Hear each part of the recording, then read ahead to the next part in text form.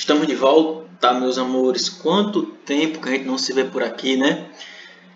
E nesse retorno eu fiz questão de preparar essa aula especialmente para vocês matarem um pouquinho da saudade da minha voz, né? Porque eu sei que vocês estão morrendo de saudade de mim, estão morrendo de saudade da escola.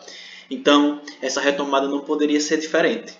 E para começar, de uma forma bem descontraída, bem leve, nós vimos essa introdução, né, desse filme A Era do Gelo, se não me engano é a 3. Vocês assistiram, né? Vocês sabem de qual filme eu estou falando. E essa introdução tem tudo a ver com o tema de hoje, que já está aí na tela. A biologia e a teoria do caos. Não bem chamativo, eita, é filme de terror. Não. Com calma, a gente vai entender o que é essa teoria do caos tem a ver com a biologia. Biologia, todo mundo que está vendo esse vídeo aqui já sabe o que é. Se não sabe, vai levar um cascudo. Alguns podem saber o que é a teoria do caos, outros não.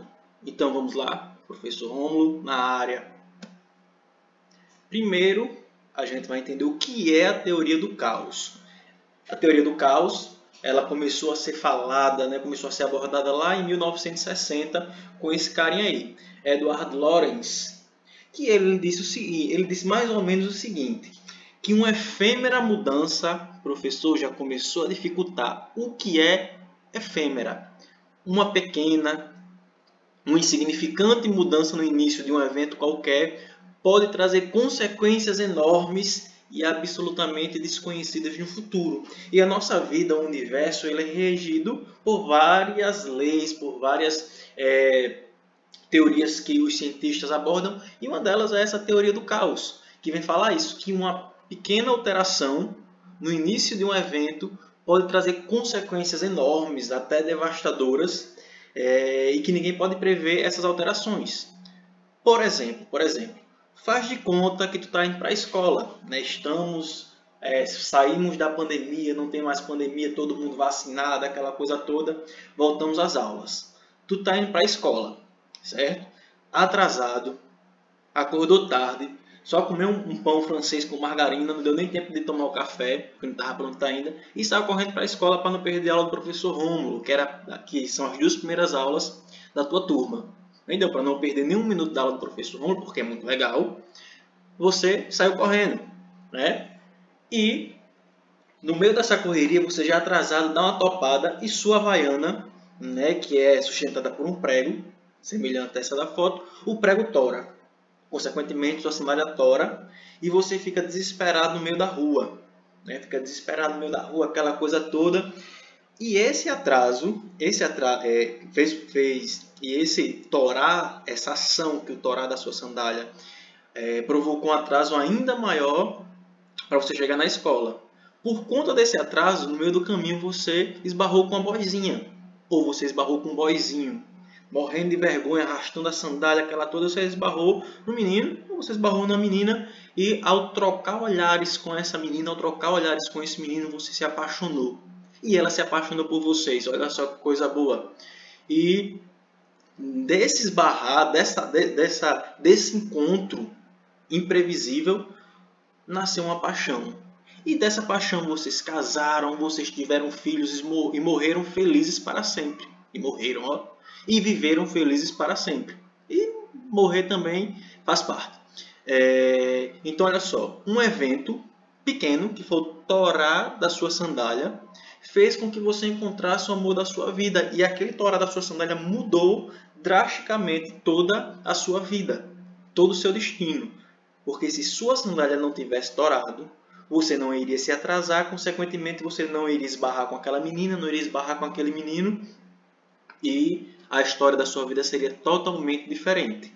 Certo? Então a teoria do caos, em resumo, ela diz isso, que uma ação qualquer, por menor que seja, ela pode alterar drasticamente, de forma positiva ou de forma negativa, ninguém vai saber, o andar da carruagem. Né? E essa teoria do caos ela é bastante abordada para a galera que é geek, vai gostar demais da minha indicação. Essa teoria do caos ela é tratada bastante, de uma forma bem legal, nos Vingadores, né? Lá em Ultimato e em Guerra Infinita. Né? Quem nunca assistiu, está perdendo um filmaço. Então segue o baile. Mas o que é que teoria do caos, professor, tem a ver com biologia? Então, agora para vocês eu faço essa ligação. A teoria do caos com a biologia.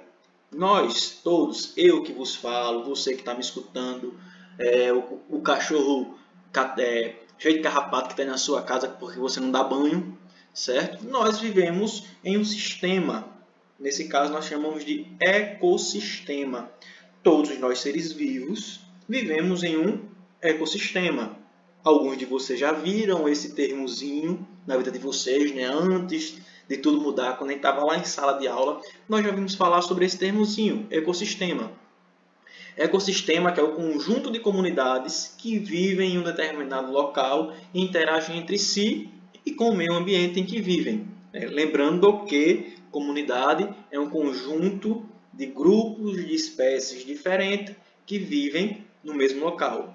Fiquem atentos a esses termozinhos que vocês vão precisar lá na frente para responder as questões. Ok? Lembrando que tudo que a gente está fazendo agora, a partir de hoje, em biologia, vai contar ponto, vai valer presença, então é como a gente tivesse em sala de aula. Então, deixa a preguiça um pouquinho de lado e vamos trabalhar. Certo?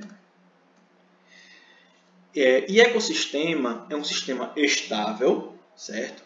Equilibrado e autossuficiente. Por que autossuficiente? Porque ele se autorregula. Os seres vivos que estão ali, que precisam se alimentar, o próprio ecossistema fornece esse alimento, fornece o oxigênio, fornece as condições necessárias que os seres vivos que estão ali precisam para sobreviver. Por isso que ele é autossuficiente. É equilibrado e estável. Por quê? Porque ele está em equilíbrio, certo? Está todo mundo vivendo bem, tranquilamente, certo? Um ecossistema ele é formado por dois componentes. Relembrando para quem já viu e já ensinando para quem nunca viu esses dois termos. Ecossistema é formado pelos componentes bióticos, que são todos os seres vivos daquela região, certo? Então, no ecossistema nós temos componentes bióticos, que são todos os seres vivos de uma região, e os abióticos, que não é ser vivo, certo? Mas que influencia diretamente nesses seres vivos. Por exemplo, aqui nessa imagem que aparece para vocês, nós temos os fatores bióticos, que são os protozoários, os peixes, bactérias, o sapinho, os cogumelos, a águiazinha que está ali voando, esse canguruzinho, um escorpião nadando, um escorpião, uma lagosta, enfim. Isso são os componentes bióticos. Já os componentes abióticos, nós temos aí os raios solares, nós temos as rochas, nós temos a terra, plantas, são componentes bióticos também, certo? Plantas são seres vivos, assim como as algas e por aí vai, ok? Segue o baile. Existem diversos ecossistemas que são gigantescos, por exemplo, Mata Atlântica, a Mata Amazônica, a Caatinga, são ecossistemas gigantescos. Mas eu posso ter ecossistemas menores, por exemplo, uma poça d'água. Se numa poça d'água eu tenho um componente biótico e tenho componentes abióticos, naquela poça d'água eu tenho um ecossistema, certo? E existem milhares e milhares de ecossistemas. O conjunto, se eu juntar todos esses ecossistemas, eu tenho a biosfera, que nada mais é do que nosso planetinha lindo e maravilhoso. Esse planetinha que tem forma geoidal, não é plana, certo? Bota isso na cabecinha de vocês. Segue o bonde. O ecossistema é um sistema estável, como eu acabei de falar para vocês. E há uma íntima ligação entre os componentes bióticos e os abióticos, certo? Há uma íntima ligação entre eles, ok? E dentro da biologia tem uma ciência que ela tem a função de estudar essas relações entre os seres vivos, como eles se relacionam entre si e como é que esses seres vivos se relacionam com o meio, ok? Quando eu tenho, por exemplo, na savana africana, um leãozinho caçando um gnu. Todo mundo já viu essa cena, o leão vai lá, ataca o gnu, rasga a pele do gnu. Faz parte, tem que se alimentar, ok? Ali eu tenho um tipo de relação. É positiva, é negativa? E são cenas para os próximos capítulos que nós vamos ver aqui, ok? Quando a vaquinha vai lá e se alimenta da grama, eu tenho uma relação ecológica acontecendo ali, ok? Eu estou dando aula aqui para vocês, tipo de relação, certo? Eu estou ensinando para vocês, a gente está se relacionando, aquela coisa toda, você com seu namorado, você com sua namorada, você com suas namoradas, você com seus namorados, você que está sozinho, não deixa de estar praticando algum tipo de relação ecológica no seu meio, ok? Então, e esse tipo de relação ecológica, ela pode acontecer entre os seres vivos, certo? Aqui ela pode acontecer entre os seres vivos, como ela pode acontecer também entre os seres vivos e o meio em que vivem, ok? Então aqui eu tenho uma imagenzinha dos ecólogos, que eles vão para campo, vão para o meio da floresta, observar essas relações e tentar chegar a conclusões que seja benéfica para todos, ok? Professor, e qual a importância de um ecólogo? Qual a importância da ecologia? Há vários, mas o que eu vou colocar para vocês aqui é o desenvolvimento sustentável. Vou até repetir para vocês decorarem essa palavrinha. Desenvolvimento sustentável, certo? Nós, seres humanos, nós precisamos nos desenvolver tecnologicamente falando, socialmente falando, precisamos construir prédios, fábricas, automóveis para se locomover. Nós precisamos disso. Mas ao fazer esses desenvolvimentos, nós não podemos esquecer do meio ambiente. Nós não podemos nos esquecer do meio em que vivemos. Destruir tudo para construir, para fazer um pasto, por exemplo, para colocar as vaquinhas para fazer carne. Destruir tudo para fazer plantações de arroz, de soja. Por quê? Isso vai trazer sérios problemas para a gente. Porque, como eu acabei de falar para vocês, o ecossistema é um sistema estável, está em íntima conexão. Então, se eu destruo o ecossistema, o meio que eu vivo, essa destruição ela vai trazer sérios problemas para mim também, né? Trocando miúdos, usando um ditado, é um tiro no pé, ok?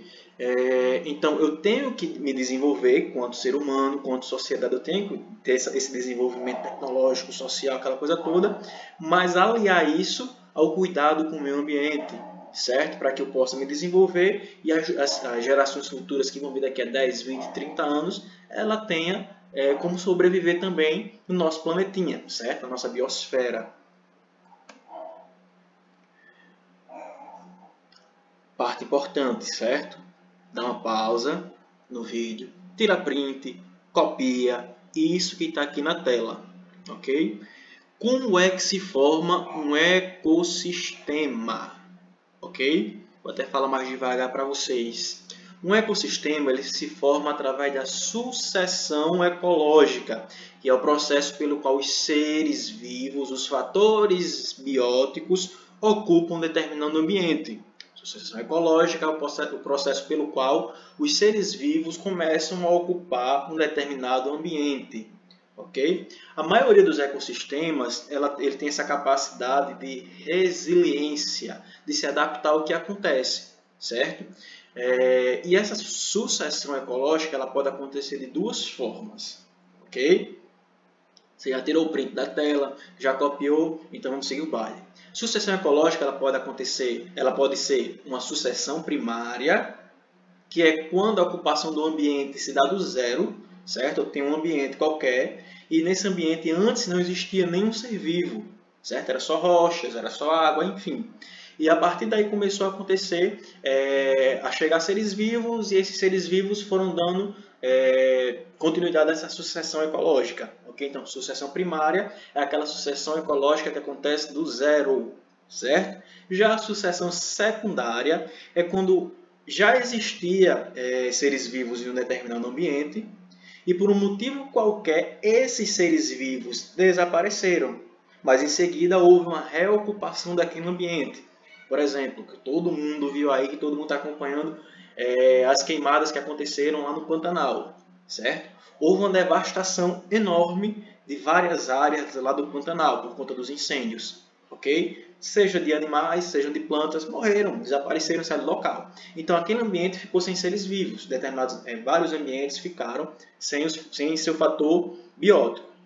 Com o passar do tempo, vai haver uma reocupação daquele ambiente, vai voltar os seres vivos que existiam antes, novas plantinhas, insetos, aves, até que aquele ecossistema ele volte a ser como era antes. Ok? Sacaram a diferençazinha aí? Se ficou alguma dúvida, volta o vídeo, escuta de novo, ler, reler até aprender. Ok? Segue o baile.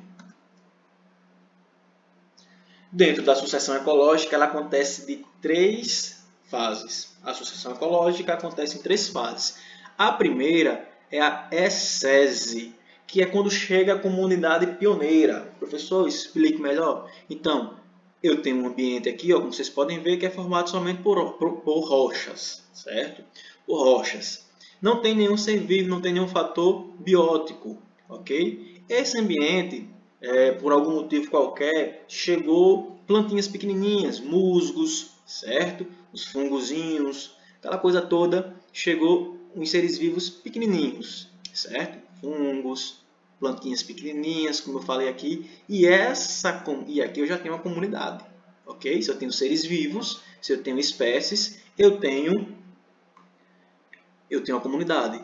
E quando essa comunidade pioneira chega nesse ambiente, eu tenho a ecese, ok? Essas plantinhas que chegaram aqui começam a atrair insetos, esses insetos que atraem aves, essas aves que vêm de outros ambientes, que vêm de outros ecossistemas, né, podem trazer sementes em seu bico e deixar cair, né, tá lá no seu estômago sementezinhas que vieram de fora dessa comunidade aqui, ela faz o cocôzinho, a sementezinha germina ali e essa sementinha dá origem a plantas maiores.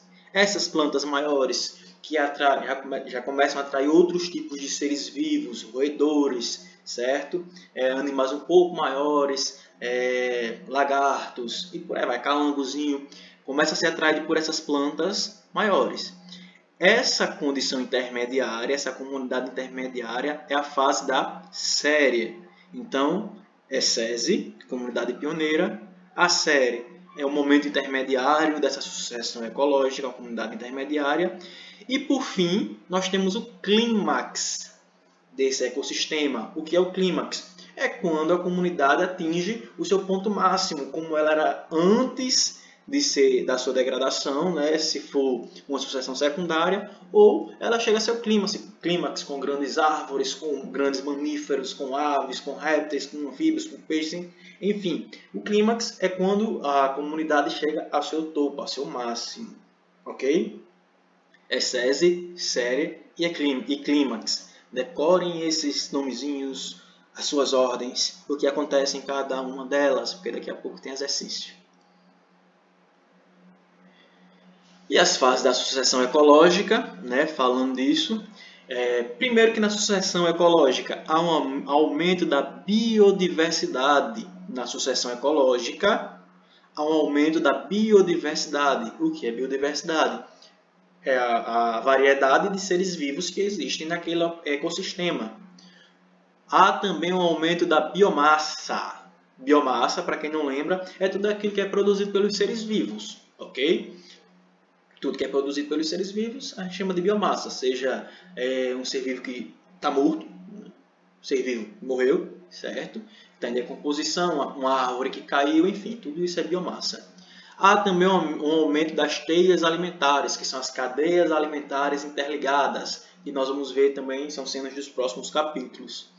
E o clímax, geralmente, é onde aquele ecossistema entra em homeostase. E o que é homeostase? Homeostase é quando o ecossistema está em equilíbrio. Por exemplo, quando eu digo que um ecossistema está em homeostase, é porque ele está em equilíbrio. Mesma coisa que o nosso corpinho. Meu corpinho está em homeostase quando não tem nada tirando ele do equilíbrio. Um coronavírus, uma dengue, uma chikungunya, certo? Aquele porre de cana que você tomou e levou você em coma alcoólico para o hospital, certo?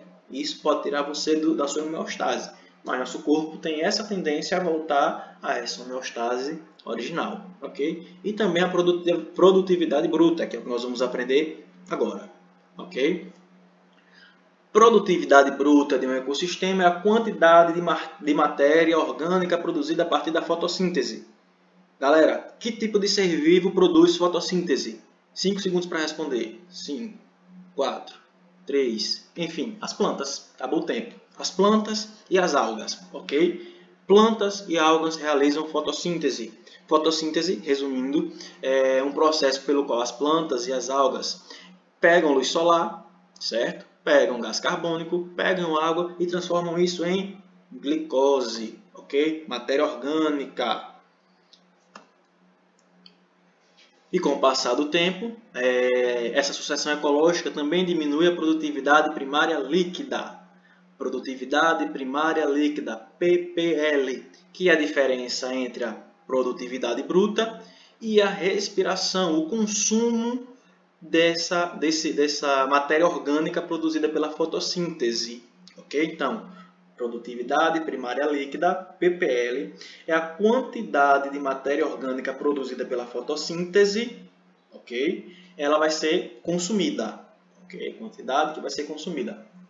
Em ppl, certo? Na ESESI, a ppl é muito maior que zero. O que isso significa?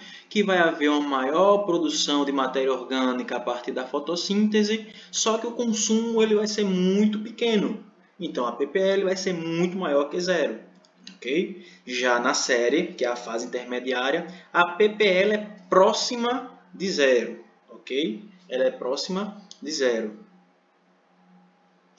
E o que significa que na série eu vou ter uma grande produtividade bruta, uma grande produtividade de matéria orgânica a partir da fotossíntese, mas eu já tenho um grande consumo dessa matéria orgânica também. Ok? E já no clímax, o ppl é próximo a zero, que isso significa que a quantidade de matéria orgânica produzida ela é quase que toda consumida, pelos seres vivos, ok? Pelos demais seres vivos. Professor, e esse ppl pode ser maior que zero? Até pode, mas a população pode entrar em desequilíbrio, certo? Por quê? Porque eu vou ter uma produção de matéria orgânica insuficiente para a galera que quer consumir ela, certo? Que quer consumir essa matéria orgânica. Então vai ter desequilíbrio, certo? Vai ter extinção de seres vivos, o que vai causar um grande desequilíbrio nessa comunidade, ok? Até o seu desaparecimento, ok? Então, voltando lá para a teoria do caos, certo? Colocando aqui na ecologia, certo? Colocando aqui para a biologia. Como eu já falei, nas queimadas lá do Pantanal, certo? Aquele grande evento que foi a queimada, um evento catastrófico, pode ter sido causado por um evento efêmero. Essa é a palavra do dia. Uma pessoa podia estar passando as margens da BR lá do Pantanal e jogou uma bituca de cigarro. Até então, um evento efêmero. Só que esse evento efêmero ele começou a desencadear outros eventos maiores, até chegar na destruição quase por total do Pantanal. Ok? Mesma coisa, eu posso ter aqui, por exemplo, tirei determinado ser vivo desse ecossistema. Causei a extinção desse ser vivo. Isso vai causar um desequilíbrio que pode causar a destruição por total desse ecossistema. Ok? Então, o que eu quero que vocês coloquem na cabecinha de vocês, primeiro, sucessão ecológica, como ela acontece, suas fases, ok? E segundo lugar, que um evento que para você possa ser pequenininho, que você faça, que você deixe de fazer, pode causar mudanças gritantes em seu próprio destino, certo? Como eu já citei até esse exemplo em sala de aula, quando você joga um papelzinho de confeito, chupei esse confeito, esse chiclete, esse Big Big, joguei no chão, isso pode causar danos irreversíveis lá na frente, ok? Teoria do caos, meus amores.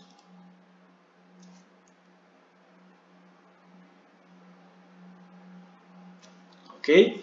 Então, finalizado essa pequena apresentação curtinha, terminaram de ver? Se ficou com alguma dúvida, volta o vídeo, adianta, pausa. Aqui vocês têm esse benefício, certo? Se não entendeu, pode voltar sem vergonha, pode pausar, pode tirar print, pode escrever. Escrevam para não desaprender a escrever e ficar com a letra feia. Quer dizer, alguns já têm a letra horrível, né? Mas para não piorar. Então, estejam sempre exercitando.